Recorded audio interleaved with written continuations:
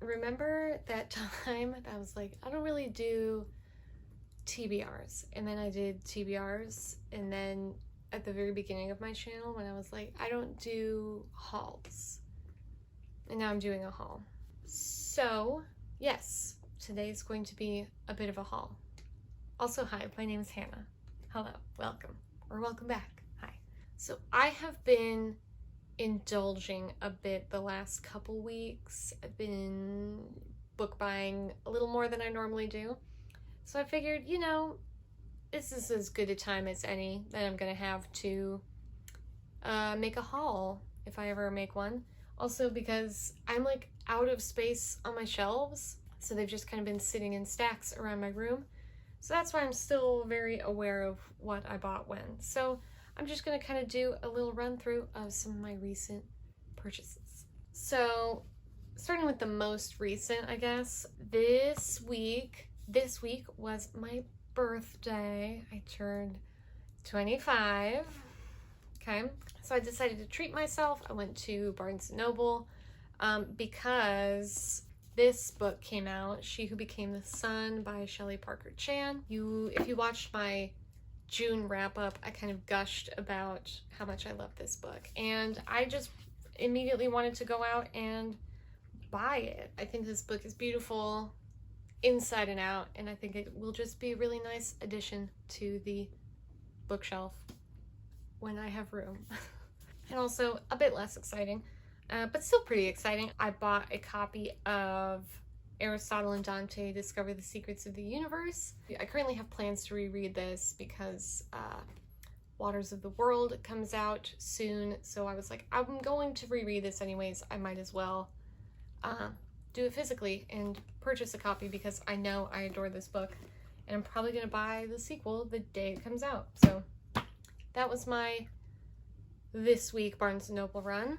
And last week, or I guess a couple weeks ago now, I also went to Barnes & Noble because they were having a big sale. There were a bunch of books that were 50 to 75% off hardcovers, so I went to see what was on offer, and I grabbed a couple. So the first I have here, I got 50% off, is Memorial by Bryan Washington. I don't really know anything about this other than it comes highly recommended by UnCarly, and we do what UnCarly tells us to.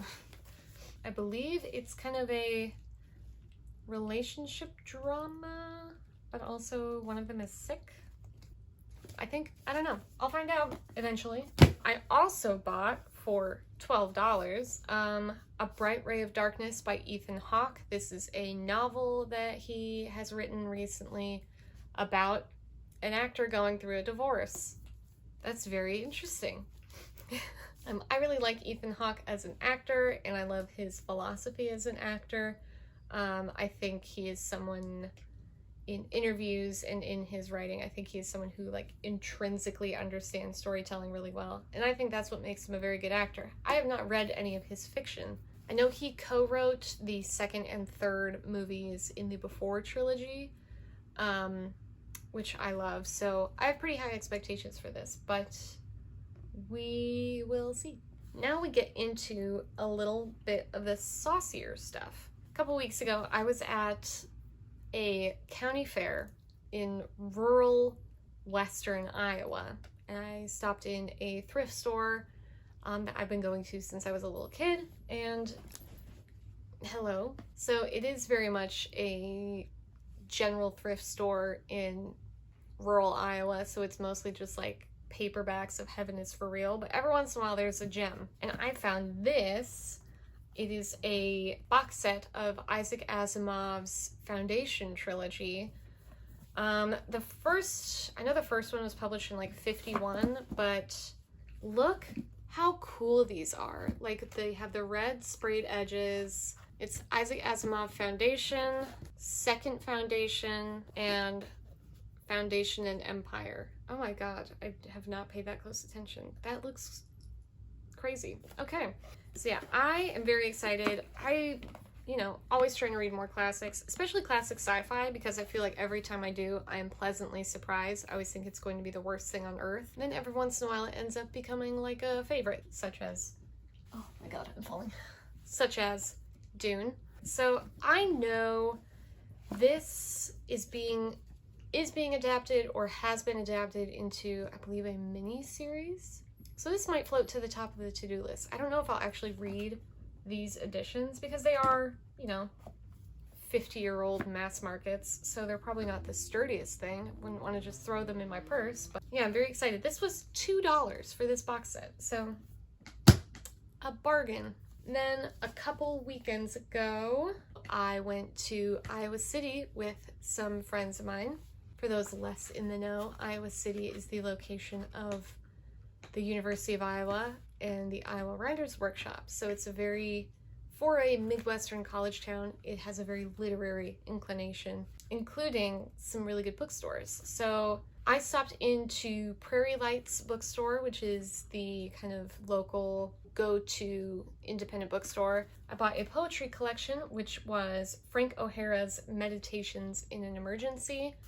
I honestly know very little about this or him. I just know about the episode of Mad Men that centers around Don reading this book and it really resonating with him. And I love Mad Men, so I'm really looking forward to this one. It's pretty short, so this might be a good kind of in-between breaking up a long book or something like that. So really excited about this one.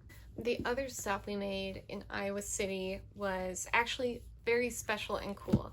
So there is a used bookstore in an old house called the Haunted Bookshop, and they were closed for months and months and months because of COVID. Even months after other stores had opened, they were being extra cautious and they stayed closed for much longer. But now they have reopened to appointment-only shopping. So basically, me and two of my friends had the place to ourselves for like an hour, I think it was. And I made out like a bandit because I just love that place. So just to quick run through, okay, the first book I need to speak about is The End of Eddie by Edouard Louis. It is translated from French, and it's a kind of semi-autobiographical novel about Edouard Louis's upbringing in a, I think, pretty poor area of France. But I brought this home. I was like looking at it. I'm like, oh, cool. It's vintage, £8.99. This is the UK edition. I went to put it on my shelf and I already had the US edition. I honestly have no idea. So I own 2 copies of a book that I have not read. So I guess I need to prioritize this and figure out which copy I want to read and keep, because I'm sorry, it's just a little ridiculous to have both. So that's the first book I bought. Oops. The next one I got was a hardcover of Lanny by Max Porter. I truly know almost nothing about this book other than it's British. The village belongs to the people who live in it, to the land and to the land's past. It also belongs to Dead Papa Toothwort, ringing defense of creativity, spirit, and the generative forces that often seem under assault in the contemporary world. That sounds right up my alley, and it's very small. And I know he also wrote Grief is the Thing with Feathers that people really like. So again, looking forward. I also got, I'll talk about this one because I also don't know that much about it. This is why I don't do hauls, because I'm trying to talk about books that I have not read, and that is challenging. I also got Caleb's Crossing by Geraldine Brooks. This is on my radar because I believe the film rights were just bought, and I think the first handful of the cast members were announced. I don't know much about it other than I believe it has to do with, looks like it is about a friendship relationship between an English Puritan girl and a Wampanoag boy. So I have no idea. Is this any good? Is it problematic? We don't know. I also think I accidentally got like a large print edition because this thing is effing huge. So we'll see. I also got a collection of Sean O'Casey plays, the 3 Dublin plays, which are The Shadow of a Gunman, Juno and the Paycock, and The Plough and the Stars. The Plough and the Stars is the one that I have heard of. I'm definitely always trying to read more Irish classics and modern Irish. And I love this edition because I love black and white photos on books. So yeah, I don't know what any of these are about.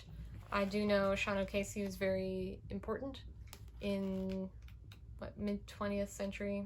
Oh good, there's an explainer in here about the IRA. That's always a good sign. The last book I got in this haul and at the Haunted Bookshop is HHHH by Laurent Binet, I believe is how that is pronounced. There is a bit of a walk to get here. So HHHH, it stands for the German Himmlers Herren heißt Heydrich.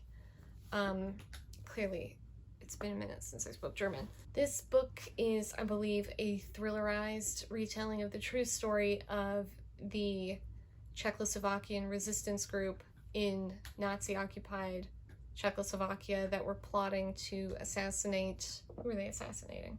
Oh, Reinhard Heydrich. That makes sense. This book first came on my radar because there was kind of an interesting thing that happened. You see this every once in a while in movies, is some convergent evolution.